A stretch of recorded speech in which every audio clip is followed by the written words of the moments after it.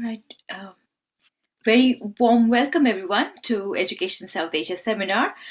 This is a seventh seminar in the series, and we have a very exciting panel lined up today who will talk to us about the Project EduAccess. And if you're joining us today for the first time, let me introduce the seminar series very briefly.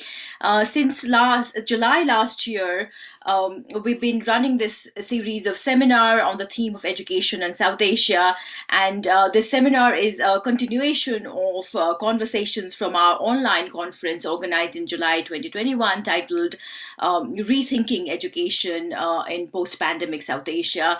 And we are taking those conversations forward through Education South Asia Network, which is a collaborative platform for discussions around various issues related to education and South Asia. And if you haven't already done so, please do sign up for our mailing list, and we'll keep you updated on the activities and various things that we are organizing. We are very pleased to welcome you all today in today's very exciting roundtable on Project EduAccess, and the panelists will be discussing on very important issue of mentorship, inclusivity, and representation. So let me briefly introduce the project and the panelist. Project EduAccess was launched in 2021 and is a non-profit initiative that aims to improve access to higher education for learners from marginalized communities in South Asia. They aim to lift barriers and improve inclusivity in higher education institutions. They do this primarily by offering free mentorship, support to marginalized South Asian learners from entry level to higher education institutions. And in long term, they also hope to lobby with public and private sector entities to make higher education truly accessible for all. Their mission is to democratize access to higher education so that all individuals have quality educational opportunities and, in turn, better avenues for personal and professional growth. From Project EduAccess, we have today Manzer, Gayatri, and Jasmine, who is joined today. Yes, and Jasmine. Manzer is a Chevening Scholar from India and is currently pursuing MSc in Evidence-Based Social Intervention and Policy Evaluation at the University of Oxford. And he has previously completed Masters in Social Work from Tata Institute of Social Sciences and has also worked as development consultant with NABARD, National Bank for Agriculture and Rural Development. At Project EduAccess, he works as lead on strategy and innovation. Gayatri is DPhil candidate at the University of Oxford. Her thesis explores human rights obligations of non-state actors, and she completed MPhil in law and in the BCL as OIC ST Scholar. Gayatri is also a tutor at Oxford and SOAS, University of London, and at Project EduAccess. She works as strategic expansion lead.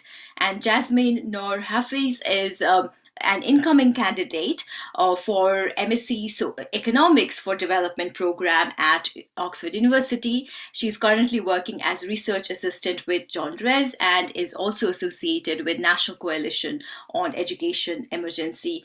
So warm welcome, Manzer, Gayatri, and Jasmine.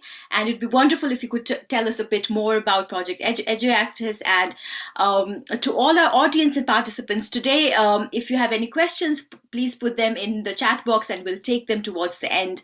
Manzer, Gayatri, and Jasmine, it'd be really wonderful if you could tell us why did you think it was important to start this project? What's the vision, and how are you planning to take this forward? Over to you. Thank you so much, Uma, and thank you, Mohini, for giving this opportunity. So, I'll request Gayatri to share the slides. So before we get into what is EduAccess all about and the intricacies of it, I'll briefly touch upon the context, the problem which is at the core of this entire inclusivity and accessibility issue. So just to begin with, I'm a student of evidence-based intervention, so a small evidence here. So in the year 2018 and 19, at the University of Oxford, where I'm currently based, Out of 145 Indians who had come for the postgraduate study, there were just four Indian Muslims. That's close to 2% only. And if you look at the representative data of Indian Muslims, they are close to 14%. So a population which is represent 14% of the entire population, we just have 2% in higher education. Now it can also be debated like even these four Indian Muslims who have come, what have been their social and financial capital, and how exactly, where exactly they lie in the privilege proximity. Similarly, at LSE as well, in 2018-19, out of 219 Indians who had come to study postgrad degrees, there were just 12 Indian Muslims. Now, the data is from 2018-19, but nothing significant has improved over the last 4 years. Still, the number of Muslims is somewhere close to 2 to 3% in all these universities. Now, this data was sourced using freedom of information, just like RTI we have in India. Um, Now, unfortunately, Indian Muslims are one of the underrepresented and marginalized communities. And also, we couldn't get data for different communities, for example, Dalit Bahujan Adivasis, because that data is not fetched during the application process. So, this is the only data which we can present. Now, people might ask why exactly is it a problem? Why representation and inclusivity is something which we should care about?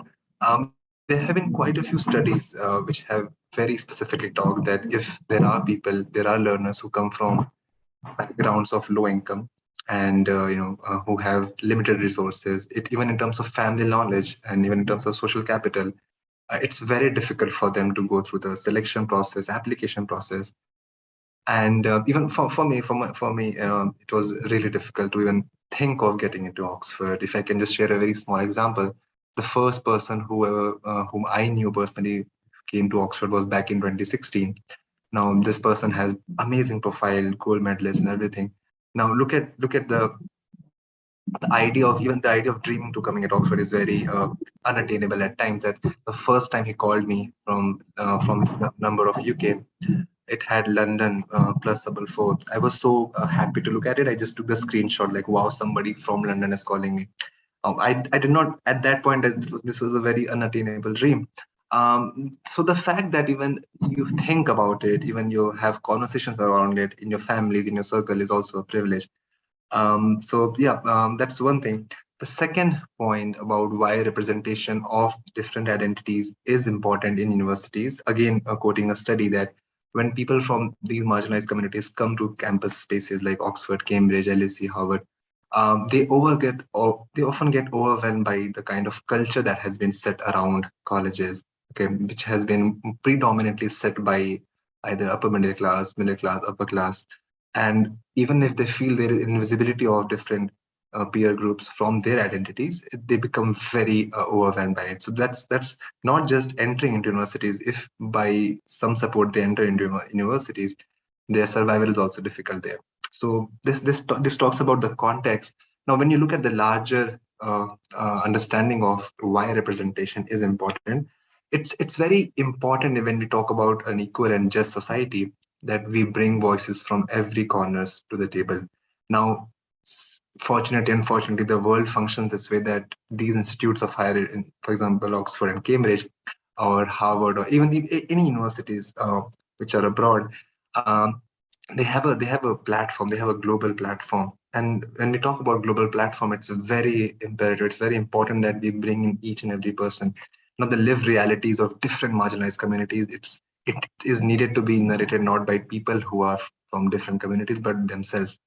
And if we aim for an equal and just society, if we aim for policies that are very inclusive, if we aim for policies that are very people centered, it is important that we bring people from different communities to these platforms.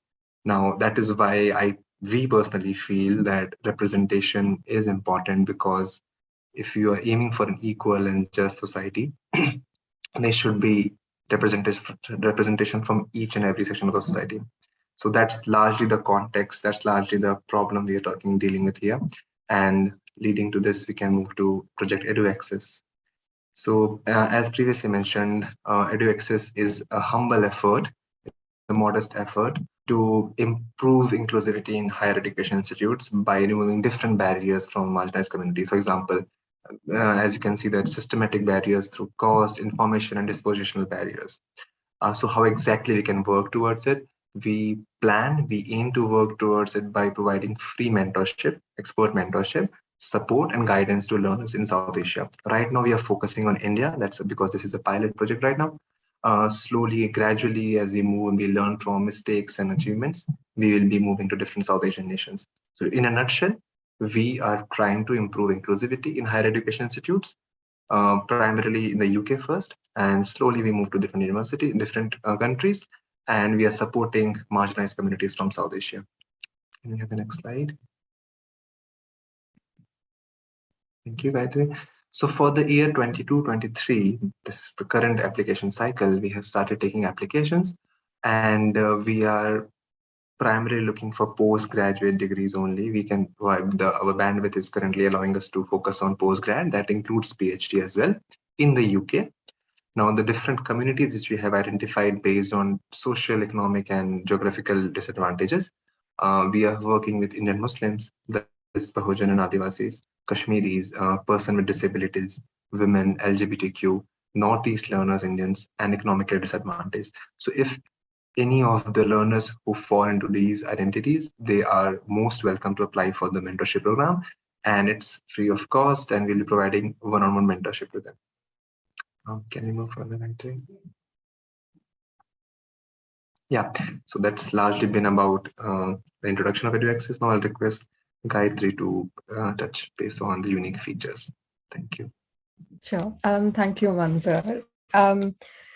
I thought it would be useful for me to perhaps quickly take everyone through some of the key features of our mentorship program for this year, as well as some of our long-term goals and where we see ourselves going forward.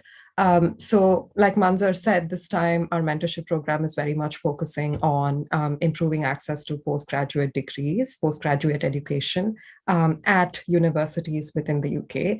Now, some of the really important features that sort of set us apart from most other mentoring initiatives is what we've chosen to list here. The first is, of course, the very fact that all of this is completely free. We're relying on a network of volunteer mentors, all of whom are really committed to the cause itself, as well as our core values of equality and representation, and therefore are more than happy to provide mentoring support, however intensive that exercise may be, completely free of cost. And this is also important because a lot of the students that we are working with, like we said, come from marginalized backgrounds themselves. And therefore, in a large majority of situations, that also means that they do suffer a significant financial disadvantage.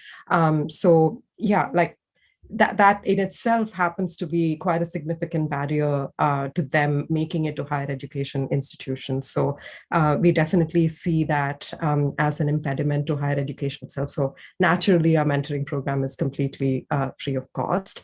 The second point, of course, is that the initiative is entirely designed to support students who may not already have their own support system and a network of family members or friends, acquaintances, or distant relatives that they can immediately rely on to get any help with admissions processes.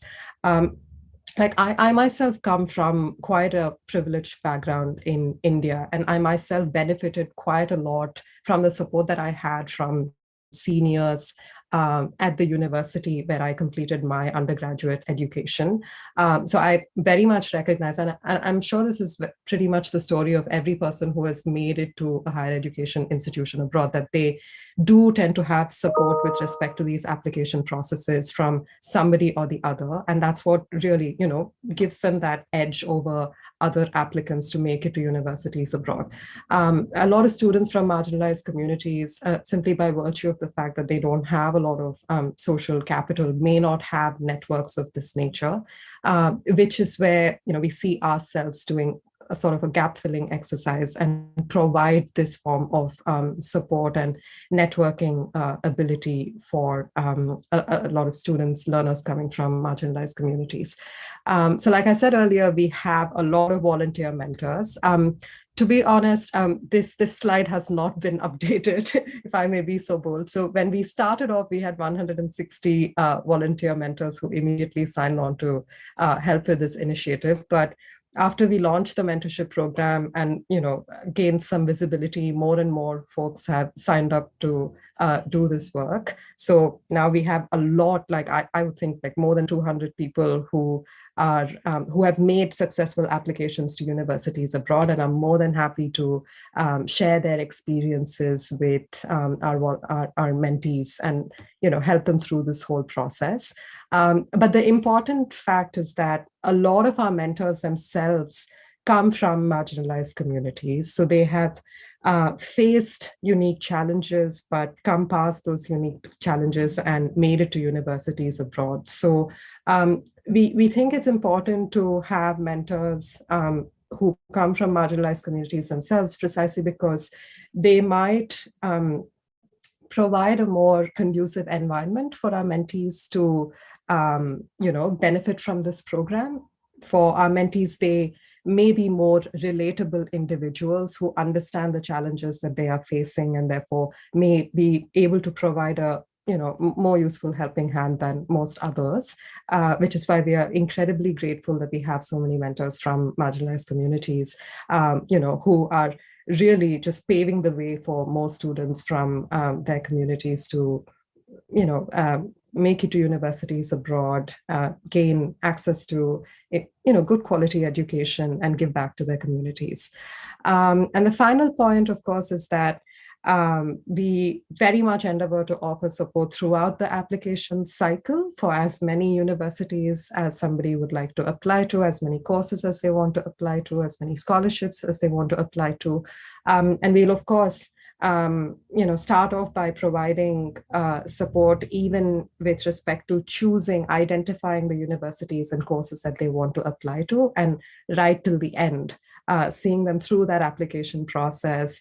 And also, we do very much hope to provide support once they arrive in the UK, because we very much do want Project EduAccess to become, sort of this network, a community of people who are there for each other. So yeah, we definitely hope that we're able to provide this support once people make it to a university abroad as well.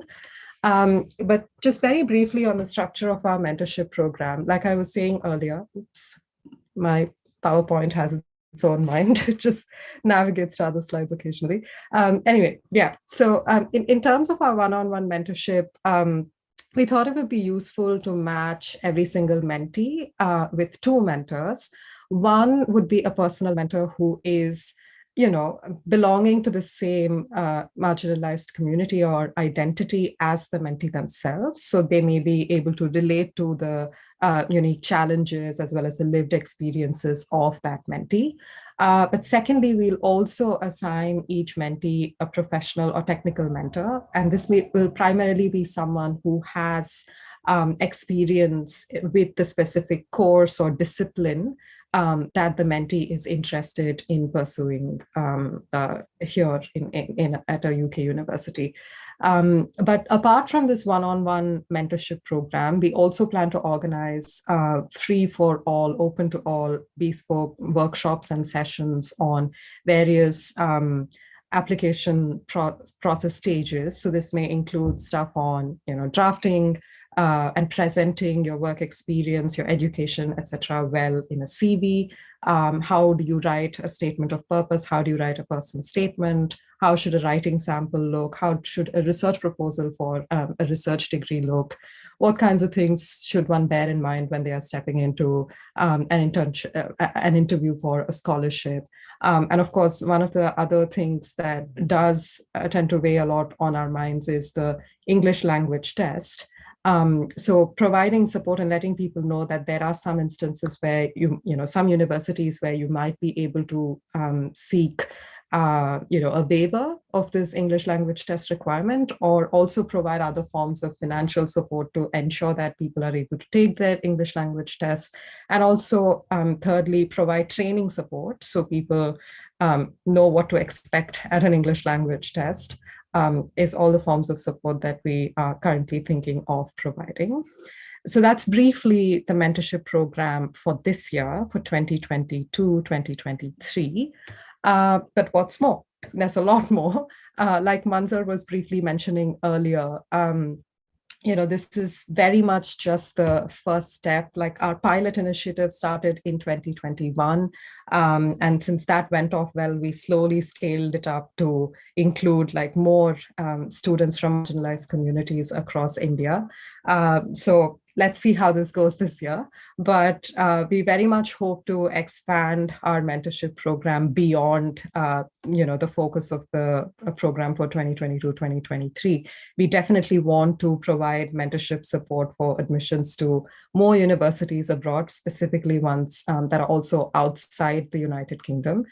Incidentally, a lot of mentors that have signed up to help in the current cycle themselves have received offers from universities outside the UK as well. So we are thinking of ways to expand on this volunteer network to start providing support outside the UK as well. Secondly, like Manzer already mentioned, we do want to expand our program to include learners from more South Asian countries. We just started it off with India this year, but we very much do hope to expand to other South Asian countries starting next year or in the near future. The other really big goal that we have is to lobby with universities in the UK to make higher education truly accessible for all. And this, again, I'm just picking up on what Manzer said earlier, that, at one level, we do have an acknowledgement crisis here, because a lot of UK universities don't even collect information on the kinds of students that they are admitting from South Asian countries. So we, in the large majority of situations, we don't even know whether students from marginalized communities are making it here. So it's very much an acknowledgement problem. It's very much a diversity problem that even UK universities should be acknowledging and taking steps towards correcting. So we very much hope to raise some awareness within UK universities about this representation problem and see where things go. And finally, we also do want to start a more long-term mentoring program for early stage undergraduates. As Manzer helpfully mentioned earlier, this time we're focusing primarily on those who have already finished their undergraduate education or are in their final year and looking to apply for a postgraduate degree to start in 2023. But we do recognize that, you have to start off with some level of social capital in order to be able to make it to UK universities abroad with just 1 year of mentoring. So we do want to start off and provide more years of mentoring to undergraduate students and really just hold their hands for a longer time, so that if making it to a UK university or any university abroad is their dream, then they do have comprehensive support to achieve that. I'm going to stop there. I know I've said a lot, but do connect with us. Please do visit our website. It's projecteduaccess.com. You can also drop us an email or connect with us on Facebook, Instagram, Twitter, or LinkedIn. We are Project EduAccess everywhere. I'll actually now hand over to Jasmine, who will share her experience. Thank you so much. Am I audible? Yes, Jasmine. Thank you. I'd like to first thank the organizers at Education South Asia and also Project EduAccess, Manzer and Gayatri, for giving me this opportunity to talk today and share my experiences. I'm Jasmine, and I completed my bachelor's degree in economics last year from Lady Shriram College, and I took a break for a year, worked for some researchers, and now I've thankfully made it to Oxford. So I have been somebody who who felt that this process was very inaccessible right from the beginning. So during my final year of college, that was the first time I was considering applying to universities, and that was already late. So I first came to know of these applications, or came to consider these applications towards the end of my third year, and that was quite late, and I did not know where to seek information from. I had the privilege of studying in a premium educational space like Lady Shriram College, where there are so many of my classmates who made it to top universities, so many of my seniors who made it to top universities, but I still felt that I wasn't able to access that information, even belonging in a space like that. I did not know whom to ask for help, or I just did not know what this entire process was. So I tried for a month or so on my own to figure out this process, to write my SOP, to build my CV. Also, I did not have anything on my CV, nothing on my profile, because I hadn't even considered applications because that information was not accessible. So then I tried for a month or two, and then I dropped the process in my final year because I felt that it was too much to take doing it all alone. So I was very frustrated, but I dropped the process. And I was very frustrated that this information was not accessible to everybody, that in spite of me being in a space like this, I wasn't able to access it. So then after I graduated, I decided that I'll take a year's break and then try to apply once more to a top 3 or 4 universities. And that decision also came out of frustration. So that when I made the decision, I also felt that I should do it as a challenge to myself. That I was not, so many people, like even with all my privilege, I'm not able to access information, access help. So what is the situation of so many others who don't even belong to these circles? So I felt that I should just try it as a challenge to myself and to others, that I should just apply and see if I can. I did not even want to go to Oxford. Like I would have been happy if I just got an admission, if they just accepted me. That was my only aim. I did not even aim to finally go to Oxford. So I just wanted the admit letter. So that was my intention of applying. And then throughout this process, so when I took a year's break, I consciously had to take enormous effort to build connections, to talk to so many people. I used the help of Bahujan Economists, which is a network that I'm part of. I also used LinkedIn. So I talked to multiple people to understand what the process is, how to prepare for GRE, how to write your CV or SOP. So I talked to lots of people. I did not have 1 or 2 mentors, and I gathered information from lots of people throughout the process. So there was a conscious effort at making these networks. But again, that was also because I was already part of some of these networks. I just had to take the effort to talk to these people. But again, if you're not part of these networks, it becomes extremely, extremely difficult to access that information. But then I think where I found the one-to-one mentorship extremely, extremely essential for me was during the scholarship application process. So initially I applied for Rhodes, and I got selected for their interview, their first interview round. But then I did not know. So I was an economics student, and very few people, I think, who were economics students had qualified for Rhodes, just 2 or 3 in the past 10 or 12 years. So I did not get any information on what the interview looks like. And then I did not know how to prepare as well. So I quite well messed up the interview because I couldn't even get the basics clear, because I did not have anybody to tell me that, okay, this is what they ask, or this is how the process goes by. So I was doing everything on my own assumptions. And then Chevening's application round came, and that too for Chevening also, it was during the last 3 or 4 weeks that I came to know that I was eligible to apply. So then was a rush making applications, and then there was Sanjana, who's also part of EduAccess, who helped me a lot with making my essays. So that was where I really could get help out of this one-to-one mentorship. So she reviewed my essays, brought more structure to it, told me how to become more articulate about our strengths. And then that was that was an application that I made with a lot of her help, and that help that she gave me became very useful for the Commonwealth Shared Scholarship as well. So I started getting an idea of what people expect at scholarships, because I got that information firsthand from a person who had already qualified for a scholarship. And then that helped me with the Commonwealth Shared Scholarship also, and I've been nominated for that. So again, that was very, very helpful. And then my Chevening interview process was also, I think, one of the best learning processes throughout this application cycle, because I started off thinking, okay, this is an interview and they'll probably, I heard that they're going to ask only questions about ourselves, nothing too technical. So I thought, okay, this is something I can manage. But then Manzer, then Sanjana, Raju, Neeraj, so many people took my mock interviews, 2 to 3 of them. They went through the entire process, telling me where my weaknesses are, what I should change. And I felt that there's so much to learn in a very simple thing as talking about yourself. I thought, at least when you talk about yourself, you can become confident. They're not asking you about anything else.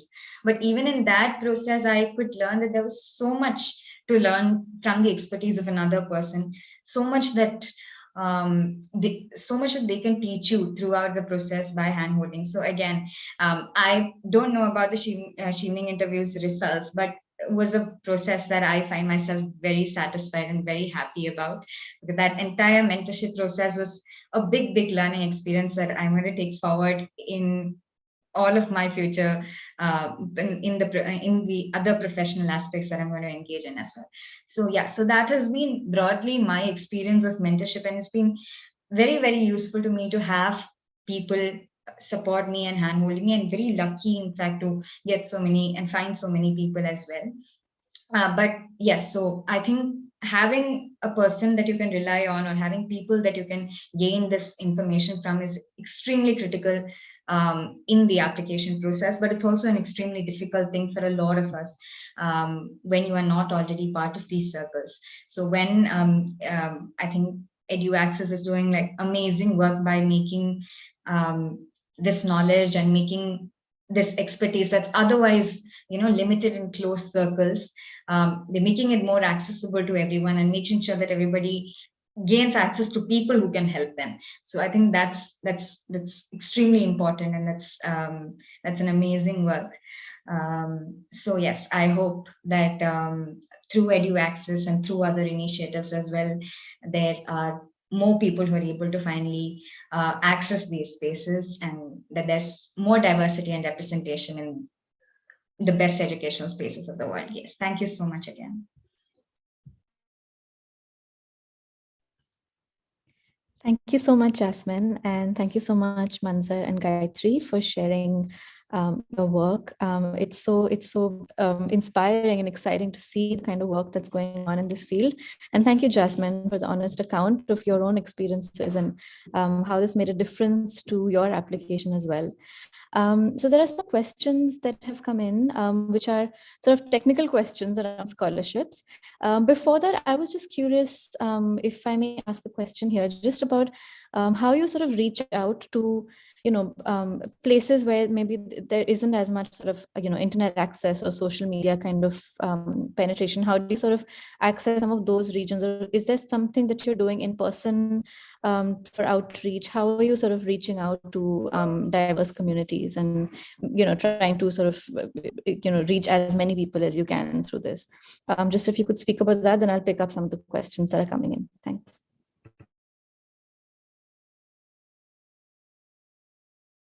Manzer, I'm actually happy for you to take that if you want to. Should I go ahead? Okay.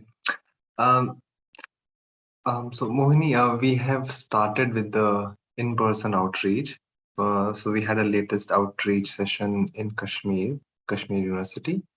And so we had called students from different universities in the same region. So that's one way of reaching out. That's one way of outreach for us. Secondly, that was a pilot which happened last month, and we have plans in coming months. Most of us will be going back to India right now in coming months. So we will be holding different in-person workshop and sessions for that. Now, for the online outreach, what we are doing right now, we are partnering with different cells and clubs within universities, mostly central universities and state universities, for example, Jamia and different NLUs. Um, Now, and so within these universities, we have different cells, for example, STSC cell, Equal Opportunity Cell. So these cells work for higher education or equal representation. So we are partnering with that. And along with that, we are also partnering with different NPOs, non-profit organizations, which are primarily working towards uh, the well-being of that particular community. So the way we function at EduAccess, we have a dedicated team for every identity. For example, Indian Muslim is being led by an Indian Muslim who is reaching out to different Indian Muslim, different organizations in India which are working for the benefit of Indian Muslims. Similarly, for the Dalit Bahujan Adivasis, we have people who are leading these verticals from who share the same identity, and they have, fortunately, the mentors who have also signed up, the team members who have signed up, they have a good network back in India within universities. So that is how we are trying to reach to the last person who can be benefited. I hope I've answered the question. If I missed out on anything, guys. Thank you so much. No, go on. Sorry. I don't think go I on. could have answered that question any better. But I just wanted to add one thing. Sorry to cut you off, Mohini. I just wanted to add one thing that, like, of course, in addition to just looking at this from the perspective of outreach, we also do sort of recognize that at some level we are going to have to do in-person bespoke workshops and sessions as well. So yeah, we're really just waiting for the summer to begin. Since most of us are planning to make our trip back home, I think we will be organizing some in-person sessions on CV drafting, SOP writing, and all of that. And luckily have received some financial support to do this exercise as well recently. So it's all been quite encouraging so far. Congratulations, that's really exciting. And the model sounds really good. And I hope it really sort of reaches as many people as it can. There are some questions about scholarships. Someone has asked about just a list of scholarships that people can avail of. And also some questions specifically regarding the Chevening Scholarship, whether work experience is necessary, do these scholarships cover all expenses? We can maybe quickly sort of cover some of these questions before we move on. I can talk about Chevening. That's okay. Gayatri can talk about the scholarships. So yes, Dave, you need work experience. So the eligibility criteria is that you need to have 2,400 hours. That sums up to at least 2 years of experience. Now, the thing with Chevening is that experience can be voluntary, unpaid, paid, full-time, even internships count as of experience for Chevening. So yeah, Chevening needs at least 2 years of work experience. And regarding the expenses they cover everything, right from your visa cost to your return flight. So the flight cost of coming and going back to India will be covered by them.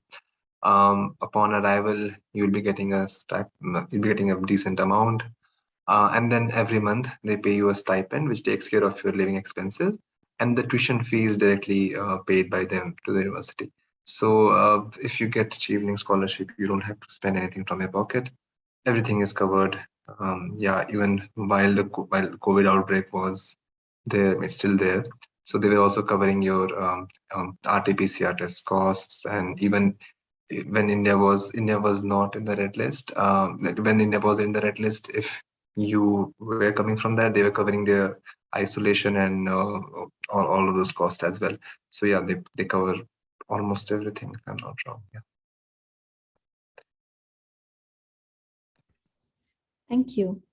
If anyone has questions, any more questions, please feel free to put them in the chat. Sorry, were you saying something, Manzer? Yeah, so Gayatri, would you like to talk about the scholarships which we can avail? Yes. So, I mean, it primarily depends on which country you are looking to go to, and also depends on which university you're planning to apply to. and once again, also depends on the discipline that you are planning to pursue a course in. But like, I mean, probably I can speak to, scholarships within the UK. There are, of course, a lot of external scholarships, like both Manzer and Jasmine just mentioned. There's the Chevening Scholarship. Jasmine also mentioned the Commonwealth Shared Scholarship. Then there's, of course, the Rhodes Scholarship. Within the University of Oxford at SOAS, as well as the University of Reading, there is the Felix Scholarship. Separately, for those who are looking at research degrees, there are also the Research Council scholarships. But again, this just depends on your discipline as well. So there are Arts and Humanities Research Council scholarships, and there are economics related research council scholarships, etc. But those are specific to research degrees.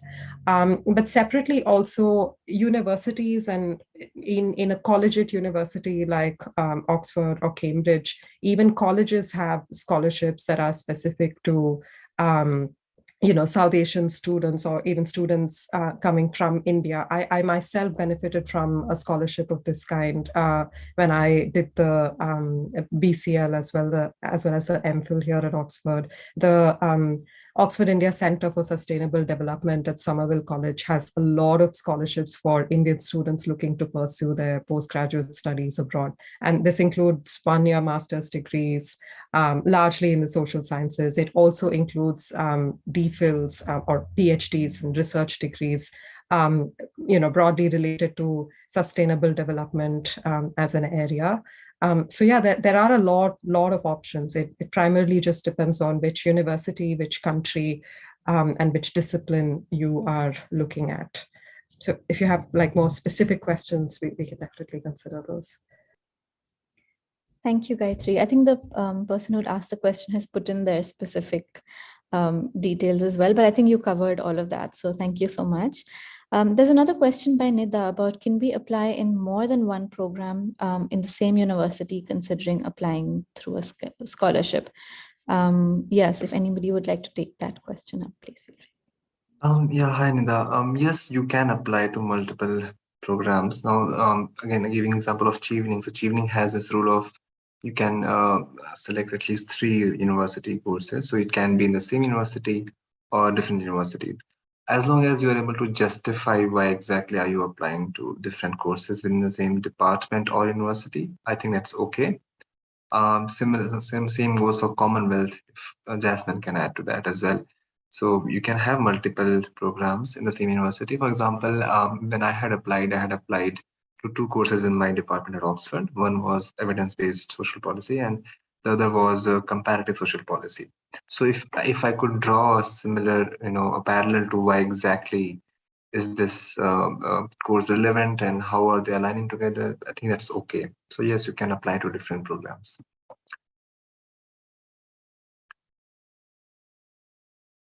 I hope that answered your question, Nita. Thank you so much, Manzer. Hello, hi. Yes, here. Sorry to interrupt. I just had one more question. Sorry. Thank you for the opportunity. First of all, I just wanted to know, like my background. I come from a multidisciplinary background. I had my bachelor's in. Nita, your voice is breaking up. Sorry, yeah. So my projects from economics, and it was. Nida, I'm so sorry, your voice is actually cutting off. If you could maybe type that out onto the chat, and we'll have, if we have time, we'll type that up as well. All the like subjects, and I wanted to apply for like my subject that I wanted to apply for is MPhil in development studies, but there are other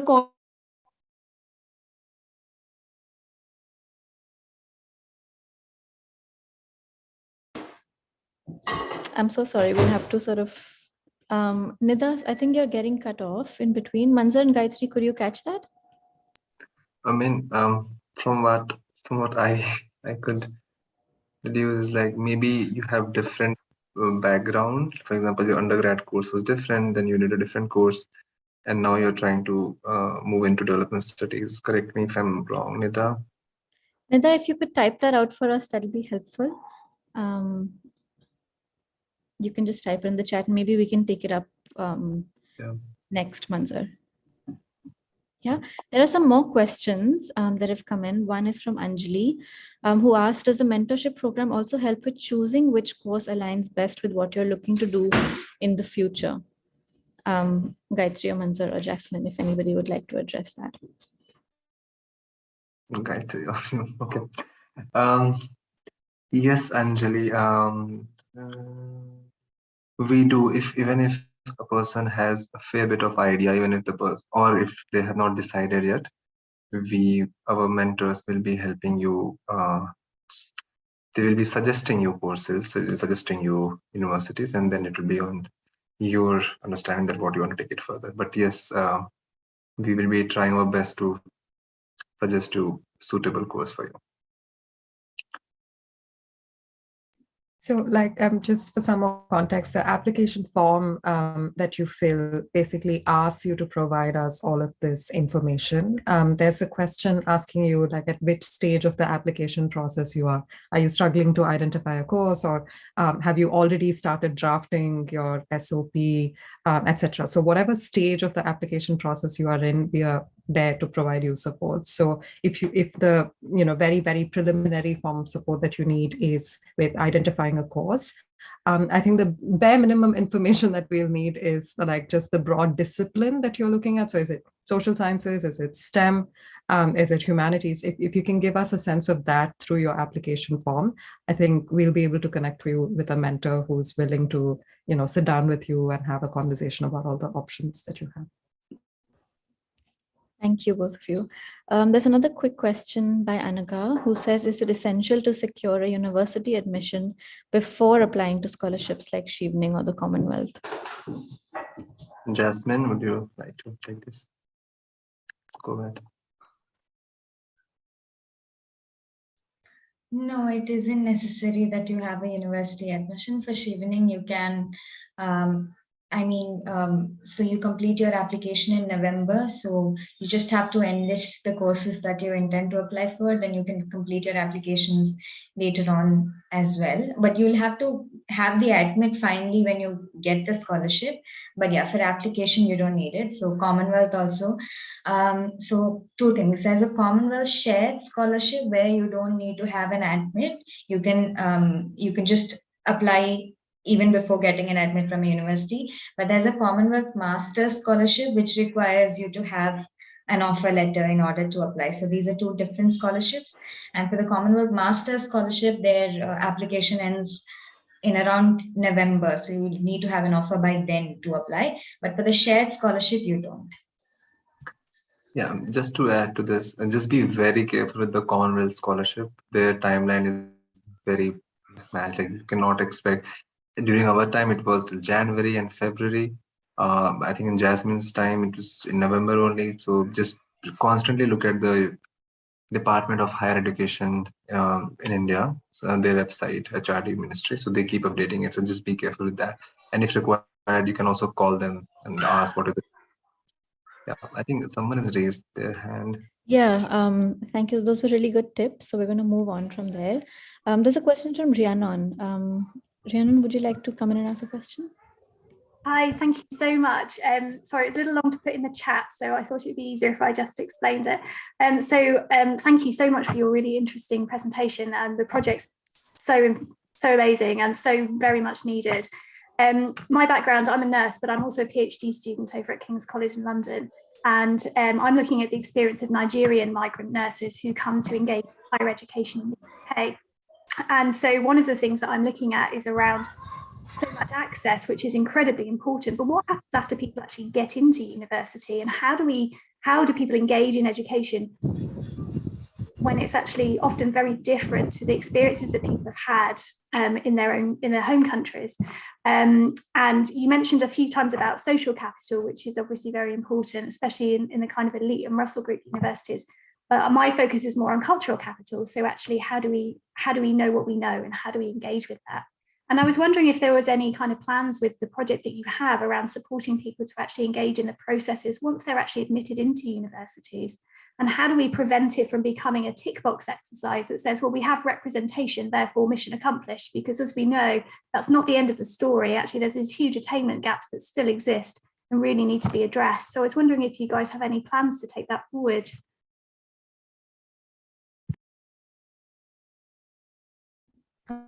So yeah, I can maybe briefly address that, and I'll also ask Manzer to come in, and maybe Jasmine also, if she has any thoughts on this.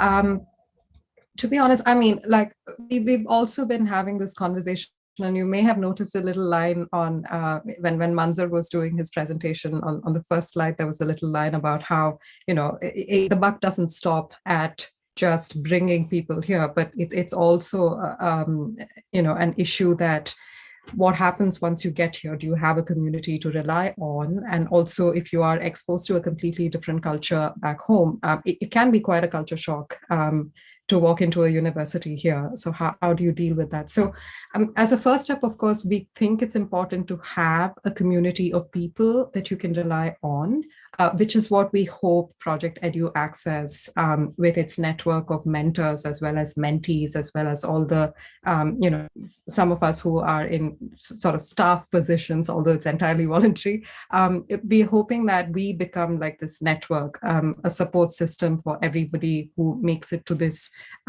place, to universities in the UK, at least through Project EduAccess, and be there for each other, point each other in the direction of various other, you know, options that are available. So one of the things that I think a lot of people in this group themselves struggle to know about is the university's mental health related support system, the welfare support system. A lot of this information is not available for you to readily access, but then you do hear from your peers, you do hear from others who have been through the whole process or have accessed the system. And that's when you get to know that these are all, you know, things that you have ready access to in universities in the UK. So we do hope to, you know, start putting together all this information in one place and send it out to our mentees who do make it to universities abroad. But separately, I think, like I was saying earlier, that there is an acknowledgement crisis in that universities don't necessarily acknowledge that, you know, people from various classes, people from various social contexts are stepping into their universities, and not everyone is starting at that, you know, starting on an equal footing when they set foot into this university. So we do want to have that conversation with universities and get them also to actively participate in this process. So there are a lot of student societies, for example, that work on building a South Asian community or a community just for Indian students, etc. I think it'll be really useful even for universities and colleges to share that information with students and tell them that, you know, there are all these support systems available for you. And instead of just leaving it to the students to figure it out on their own. And yeah, I think universities also should be playing a more proactive, you know, taking more proactive steps in this process. And yeah, we definitely do hope to speak to universities about this. Amazing. Thank you so much for answering my question. Sorry, it was such a long one. We have a cultural competency programme at King's. So actually we're actively working with facilitators and with lecturers around how we can make our classes and our education far more engaging for people who bring different forms of cultural capital into the classroom to make it a genuinely multicultural experience rather than a homogenizing experience, which is not really what we're aiming for. If there's anything that we can do to support, I'm sure that we'd be more than happy to share our work. I think, you know, united and more joined up we are, the better impact that there can be. So thank you so much, Rhiannon. That was an excellent point, and thank you for addressing that, Gayatri and Manzer. There's a question from Mutahar about his eligibility to join the mentorship program. Manzer, have you already seen that? I'm just typing. Yeah. Mutahar, I think for this year's cohort, only if you are in the final year, that will be graduating this year, we are considering the applications. So I would suggest that you apply next year for the mentorship, because we are prioritizing people who are about to graduate or who will be graduated, who have already graduated. So yeah, sorry for that. I hope that answers the question. Thank you so much, Manzer. There's a final question on the challenges that you faced while launching a platform like this, and what are sort of challenges that you anticipate, in the near future as you sort of launch the program and invite mentees and mentors. Something that you've been struggling with, something that you're trying to solve. So maybe we'll sort of wrap up with that question and wrap up the discussion after that.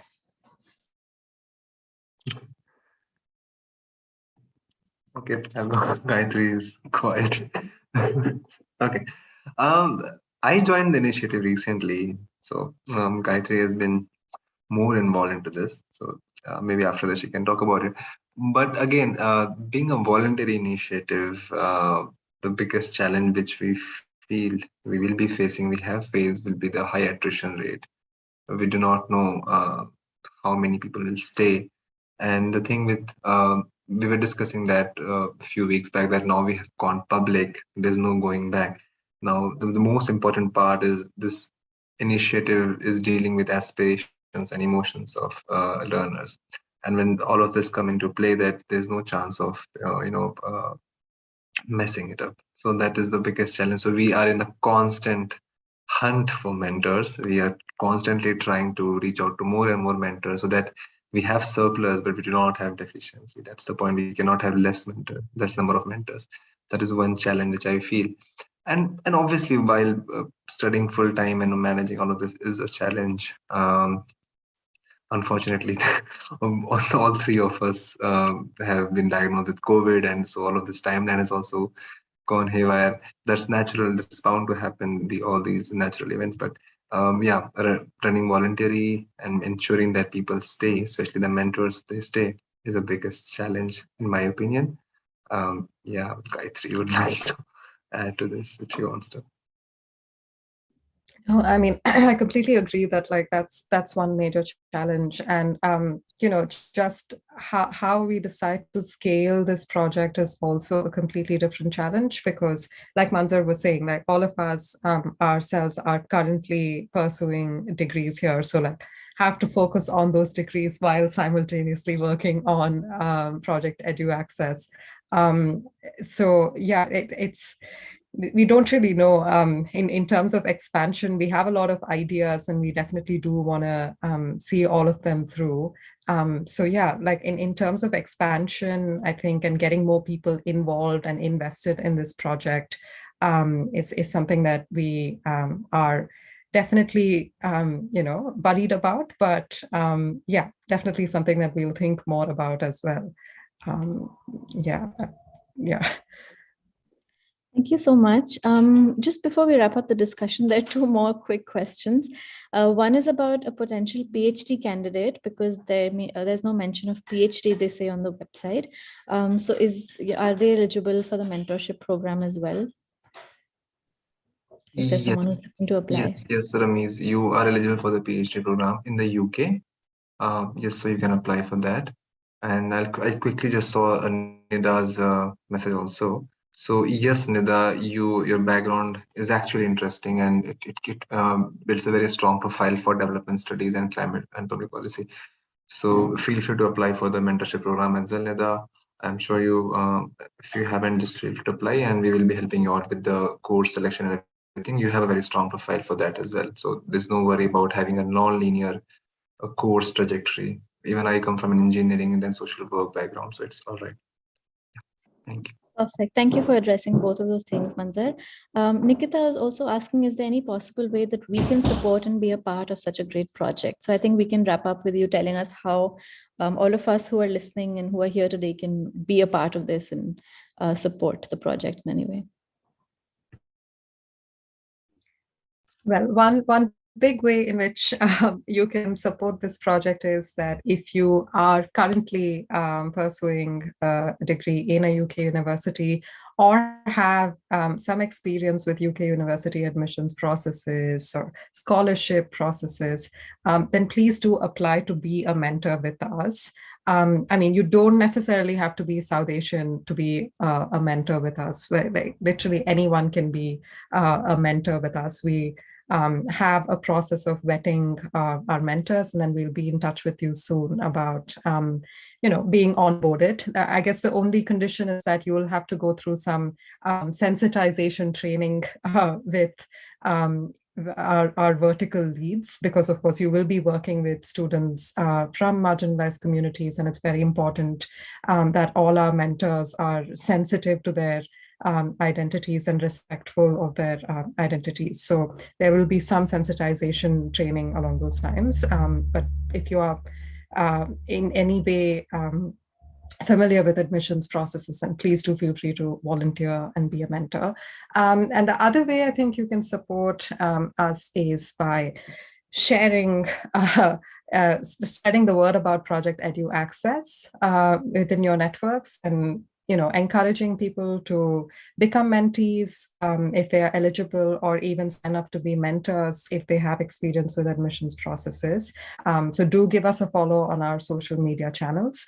But if there's a completely different and more active way in which you want to get involved, do drop us an email at projecteduaccess@gmail.com, because like I said earlier, we are definitely thinking about expanding and getting more people involved, especially with content development. We do want to produce a lot of standardized guides on how to write your CVs, how to write your writing samples, how to draft your statement of purpose, etc. So any support that you can provide in developing these standardized guides, in creating programs, creating outreach sessions, running bespoke workshops and sessions, if these are all things that pique your interest and you're able to provide us some support, do drop us an email and we'll be in touch to take that forward. But thank you. Really glad that so many are interested in helping. Thank you so much, Gayatri, Manzer, and Jasper. And I think this session itself demonstrates how important the platform is because of all the questions that are coming in. So clearly there are so many people out there who have questions. And I think it's just brilliant that you started this platform that can address some of those. And thank you for your patience in answering all of the questions that we've got today. And thank you all of you who are here for engaging, for asking questions. I hope you do follow Project EduAccess. They're doing some great work and we're really, really excited that we could host them here today. So do keep following them, do keep following us as well. We're running these sessions on Education South Asia every month, and we're really looking forward to all of you being a part of the network as well to share all of the exciting work that's going on in this field. So once again, thank you to our panelists for being here, and we're really excited to see what comes out of this, and we will keep following very committedly, and all the very best with the project. And Jasmine, looking forward to seeing you in Oxford very soon. Thank you. Looking forward to meeting you all. Thank you. Thank you, everyone. Thank you, Mohini. Thank you, Uma. Bye-bye. Thank you for having us, both Mohini and Uma. Of course. Thank you.